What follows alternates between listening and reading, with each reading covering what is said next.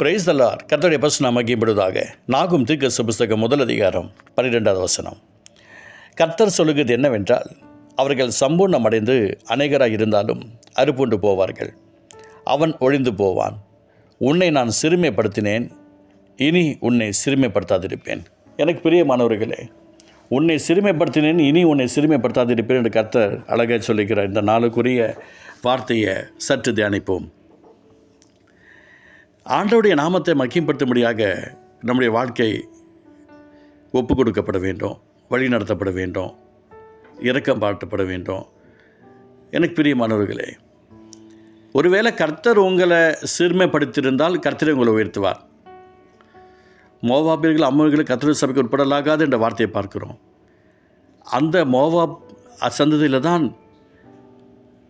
ஓபேத், ஈசாய், தாவீது, அந்த சந்தையில் தான் ஏசப்பாவும் இருக்கிறார்.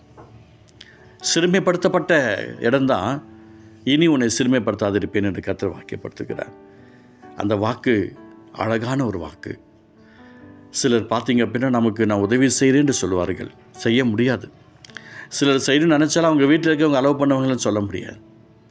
இன்றைக்கி அரசியல் தலைவர்கள்லாம் சொல்கிறாங்க, நான் வந்தால் அதை செய்கிறேன், நான் இதை செய்கிறேன், இப்படின்னு சொல்லி நல்லா சொல்லிக்கிட்டு இருப்பாங்க. என்ன பண்ணுறது, ஓட்டு போட வேண்டிய கடமையை செய்ய வேண்டும் என்பதற்காக யாரோ ஒருவருக்கு ஓட்டு போட வேண்டியதாக இருக்குது. ஜெயித்தவங்க உதவி செய்கிறாங்களா பார்த்தா அவங்க சொன்னாலும் செஞ்சாலும் கவர்மெண்ட் ஸ்டாஃபுங்க அவங்க வேலையை காட்டிடுறாங்க. எங்கே பார்த்தாலும் லஞ்சம், எங்கே பார்த்தாலும் உள்ள வேலைக்கு போகிறதுக்கு முன்னாடி லஞ்சம் கொடுத்து வேலை செய்கிறாங்க, ஜாயின் பண்ணுறாங்க. அந்த லஞ்ச காசுக்காக, அந்த லஞ்சம் கொடுத்து வேலைக்கு போனாங்க பாருங்களேன், அந்த காசை மீட்டெடுப்பதற்காக லஞ்சம் வாங்குகிறாங்க. அப்போது எப்படி அவங்களுக்கு ஒரு நன்மை வரும்? அவங்க கோடி கோடியாக சம்பாதிச்சாலும் தெருக்கோடியில் தான் நிற்பாங்க. லஞ்சம் வாங்குகிற யாராக இருந்தாலும் அப்படி தான். அதே போல் இன்றைக்கி பார்த்திங்க அப்படின்னா ட்ரிங்க்ஸ் அடிக்கிறவங்கள பார்க்குறோம்.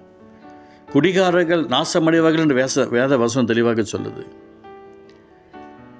கர்த்தர் எதையுமே சரி என்று சொல்ல மாட்டார், தப்புக்கு தப்பு தான். அப்போ இன்றைக்கி உன்னை நான் சிறுமைப்படுத்தினேன், இனி உன்னை சிறுமைப்படுத்தாதிருப்பேன்னு கர்த்தர் ஏன் சொல்லணும்? ஏதோ ஒரு நன்மையை நாம் சொந்து கொள்வதற்காக தான். நம்மளால் நிறைய நேரங்களில் ஆசீர்வாதத்தை எழுந்தோம் இல்லையா? மற்றவர்களை குறை சொல்லி ஒன்றுமே கிடையாது.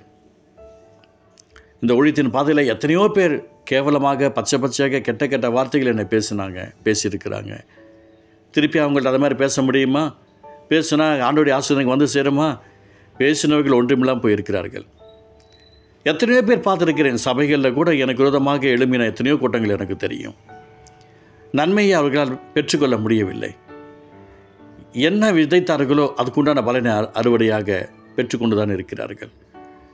எனக்கு பிரியமான அன்பு சகோதரனே, சகோதரியே, உன்னை நான் சிறுமைப்படுத்தினேன், இனி உன்னை சிறுமைப்படுத்தாதிருப்பேன் என்று கர்த்தர் ஒரு விஷயத்தை நமக்கு சொல்கிறார் அப்படின்னு சொன்னால், ஒரு விஷயம் நீங்கள் ரொம்ப கவனமாக இருக்கணும்.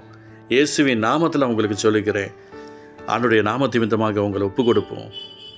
தேவன் விரும்புகிற பாத்திரமாக அர்ப்பணிங்க. இனி நீங்கள் சிறுமைப்படுத்தாதபடிக்கு கர்த்தர் உங்களுக்கு அற்புதம் செய்வார். அப்பா, நீர் ஆசீர்வதிப்புக்கு ஸ்தோத்திரம். கிருபை தாங்க இயேசு நல்ல பிதாவே. ஆமென், ஆமென்.